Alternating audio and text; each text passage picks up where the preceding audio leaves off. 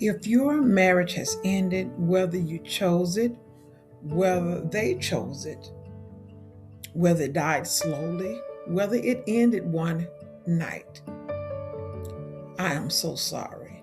This is one of the deepest losses a human being can walk through, and the world does not know how to grieve with you for it.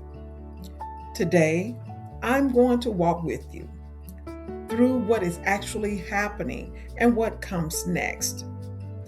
Welcome to Time to Breathe Again. I am Dr. Bessie Allen. Today's episode is for anyone walking through the end of a marriage, new separation, old divorce, the fresh wound, or the wound that still hurts in unexpected weather. You belong here. There is no clean way to do this, and no one is going to do it perfectly. 5 phases, no rush, no timeline, just truth. Before I give you the phases, I have to name what this actually is.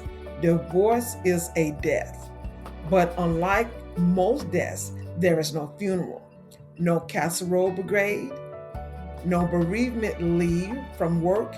No one says, take all the time you need. And the person you are mourning is still walking around in the world somewhere, sometimes on social media, looking happy without you. And that is its own particular kind of pain. If you felt unseen in this grief, you are not imagining it. The world really does not know how to be with you in this. So we are going to learn how to be with ourselves. 5 phases. Phase 1, survive the first 90 days. The first phase is survival, pure and simple. The first 90 days are not for healing. They are not for closure. They are not for becoming a new person.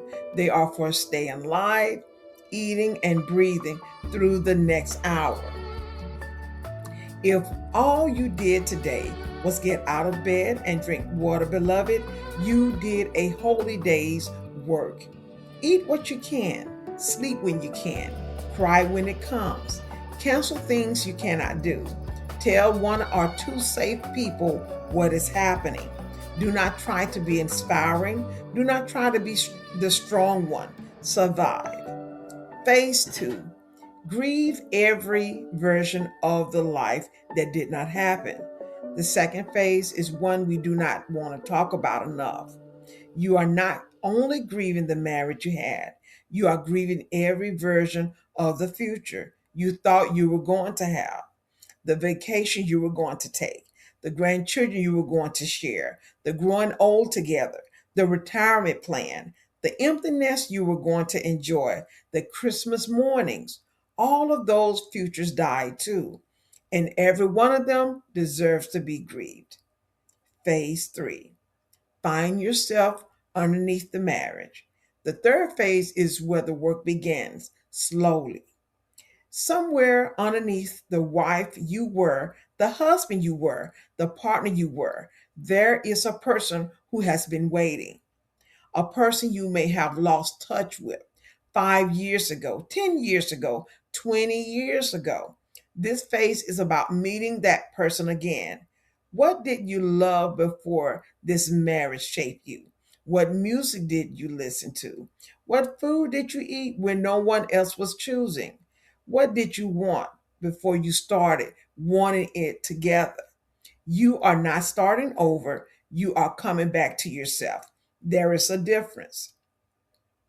Phase 4, resist the rush to be okay. The fourth phase is a warning.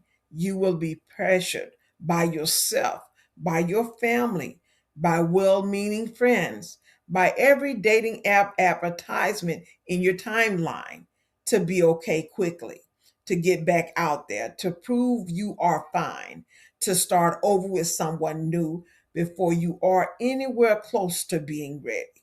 Resist that pressure, even if it comes from inside. There is no medal for being okay fast, and there is no shame in still being tender. 3 years in, 5 years in, 10 years in, some season of grief return.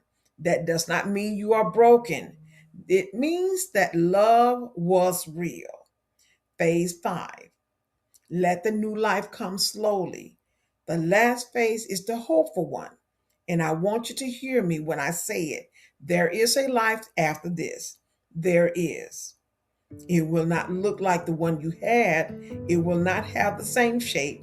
It will not have a perfect replacement, but it will be a life. And in some ways, you cannot see it yet. It may be a more honest one, a more peaceful one, a more you shaped one. That life is allowed to be beautiful. You are allowed to laugh again. You are allowed to love again. You are allowed to want again. And you are allowed to take all the time you need to get there. There is no schedule on resurrection. 5 phases: survive, grieve, find yourself, resist the rush, and let the new life come slowly. No timeline, no comparing, just one breath after another. And of course, here is your gentle action step this week. Do one small act of self reclamation, something that is just yours. A meal you used to love, a song you used to listen to, a walk in a place that is only yours, an outfit you forgot you had, a bookstore, a coffee shop, a long bath, anything that reminds you, even for an hour, of the person who existed before the marriage. Welcome yourself back. You have been waiting a long time. And now, this is going to be end of our first 8-week arc together of healing and relationship.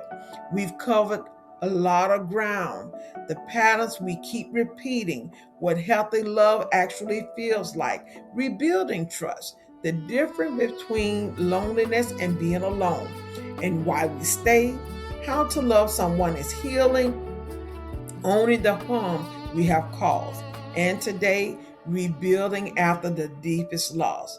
If you have walked all 8 weeks with me, I see you. You have done holy work. And next week, we're going to begin our second arc, talking about self-healing and personal growth.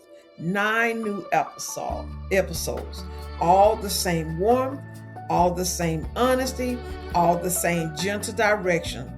Until then, hear me one more time. Divorce is a death you live through, but there is a life after, and it is allowed to be beautiful. Don't forget to subscribe so you don't miss a week, and share this with someone that's walking through this right now. And of course, don't forget your free breathing room journal in the link below. And as always, I am so glad you're here. I will see you next week, and until then, keep breathing.